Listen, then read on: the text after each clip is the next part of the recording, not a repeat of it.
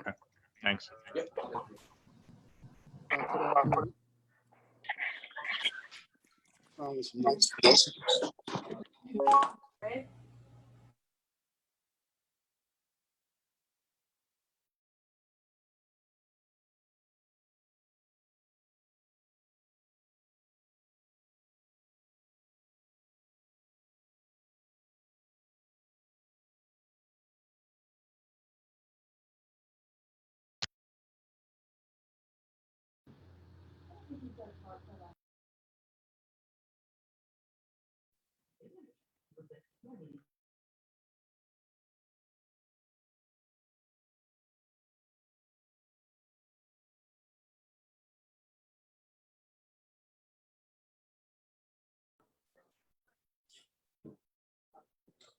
We ready?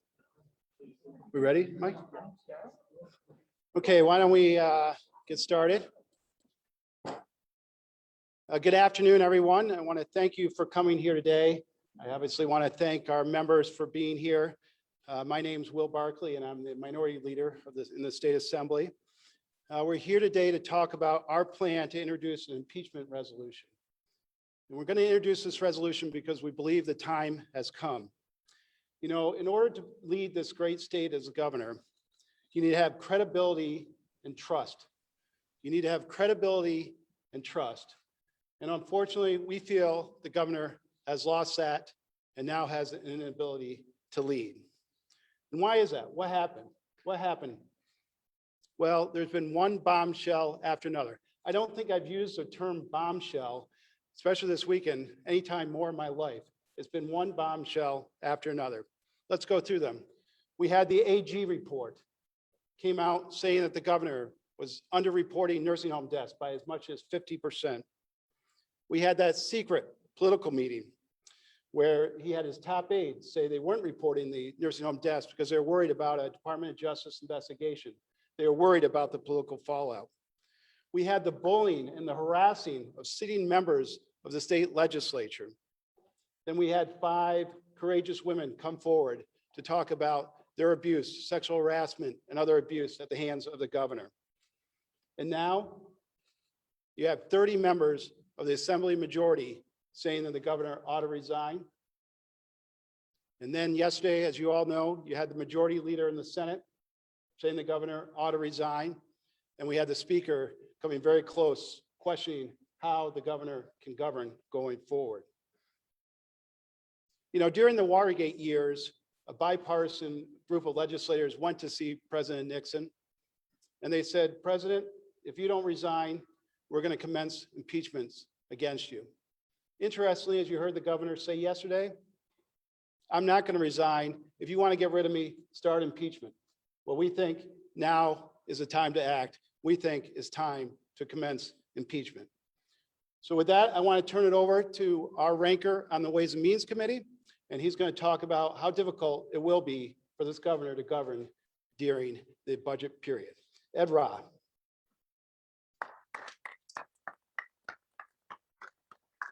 Thank you, Leader. As we all know, today's March 8th. So in a little over 3 weeks, our state budget is due.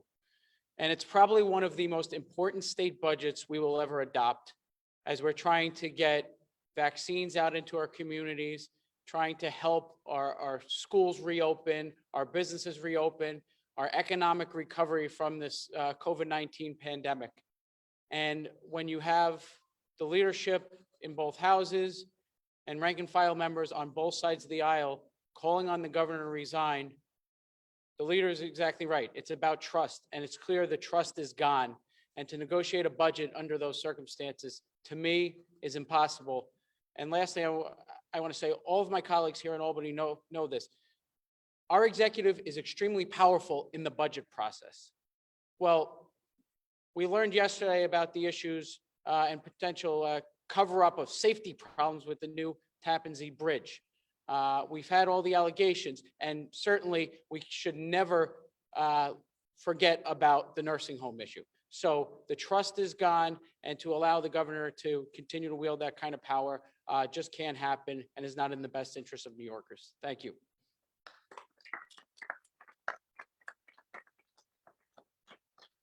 Thanks, Ed, for those words. Next, we have Jake Ashby, who's our ranker on the Aging Committee and also on the Health Committee, who's very aware that we are still in a pandemic and still need leadership from the governor's office. Jake?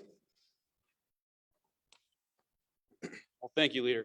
You know, the accusations against Governor Cuomo are overwhelming in both number and severity. It is now abundantly clear that this governor can no longer lead our state. His abusive use of power has been evident, and the damage these abuses have caused have capsized his reputation and the public trust that comes with it. Each further day the governor spends in office threatens increased harm to our great state. He must be held accountable, and I'm proud to introduce legislative action to remove him from office today with my colleagues. Thank you.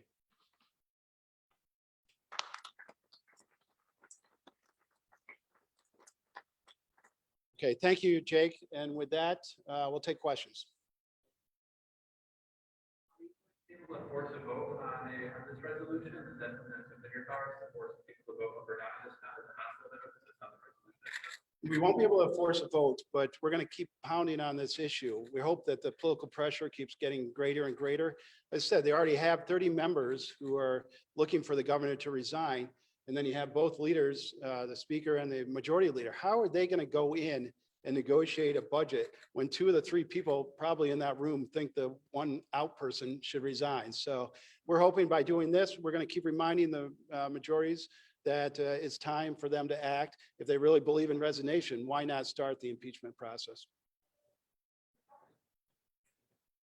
I guess I would love, how are you separating all these different issues? I know you brought forward the issue of, you kind of talked about impeachment before a lot of the sexual harassment allegations. So are these just specifically for one issue over the other? Would you consider introducing other resolutions for the other issues?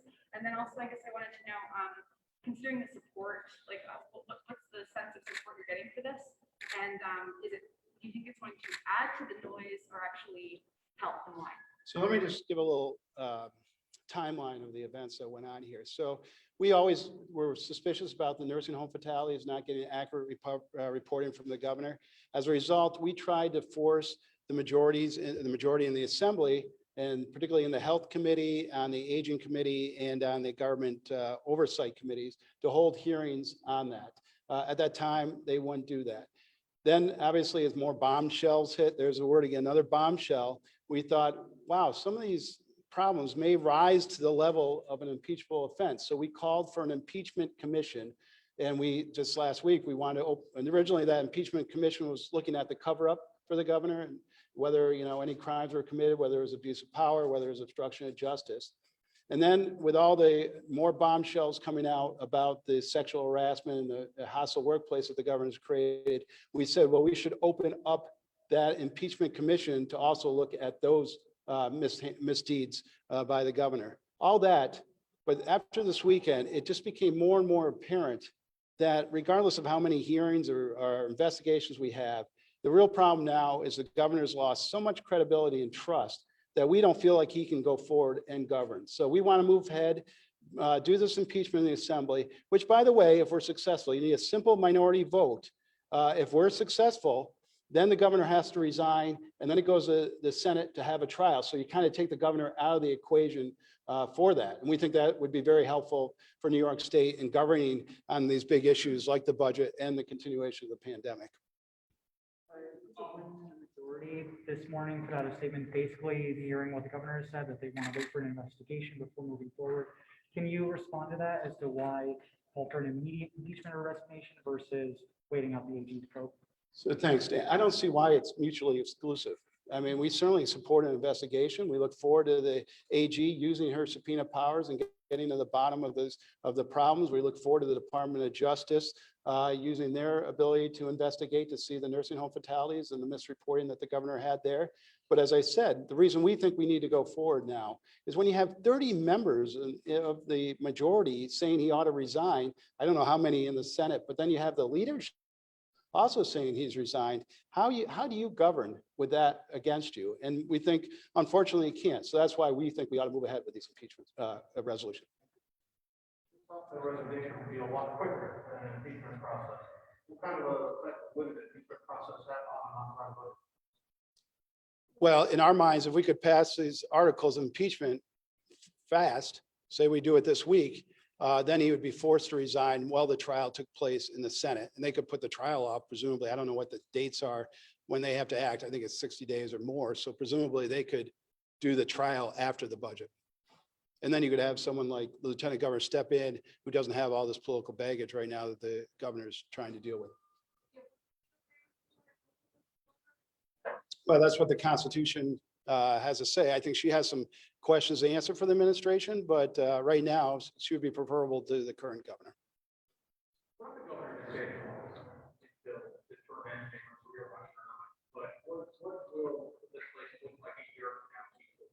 I think that's a great question. I think we will continue to push this because we think he's unable to govern, but the majority is going to have to get behind this. It really has to be a bipartisan effort. And they're going to continue to deal with that amount of members in both houses calling for his resignation, some calling for his impeachment. How are they going to govern? So I think that's a lot of open-ended questions that we don't know the answer to. And that's why we feel like, let's move forward. Let's do these impeachment resolution and get them out of office. And then they can have the trial on the facts when it gets to the Senate.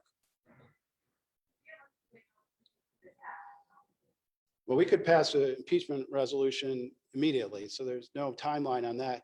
And then it goes to the Senate. I don't know offhand the constitutional requirements, but I think it has to be done within 60 days.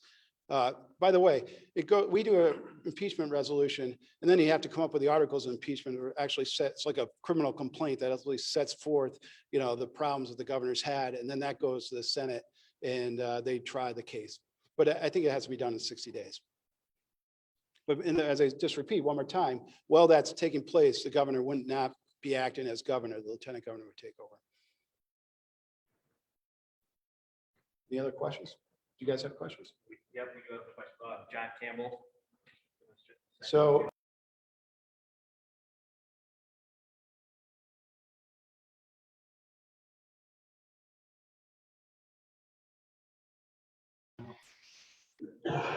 John, please ask your question.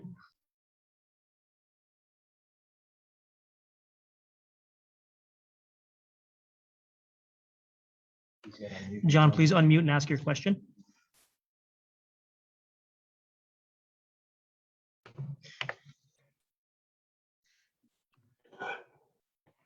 first time ever. Hey, can you hear me now? Hey, I apologize. I think somebody may have asked this earlier, but we couldn't really hear the question on the stream. Since this is a resolution, this isn't something that you'd be able to attach as a hostile amendment or anything like that. There's no way that you can push forward with a vote on your own in some fashion. Yeah, it differs a little bit than what we try to do the past week, where we're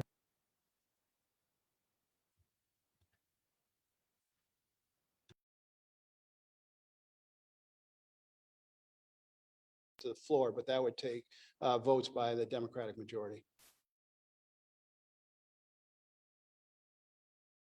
Hopefully that answers your question.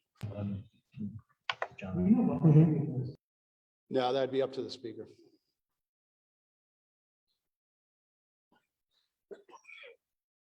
From WHEC in Rochester.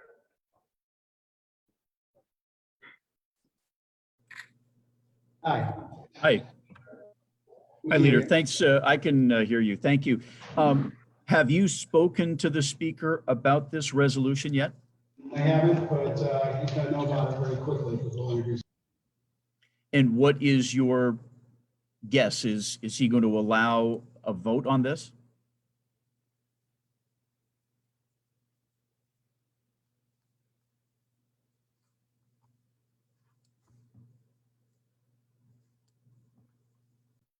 Impeached. So he's going to have to deal with that in his conference. And we're here to help. We're here to be in a bipartisan manner to move forward with this impeachment. And we look forward to any Democrat who wants to join us on that. Thanks. Warren?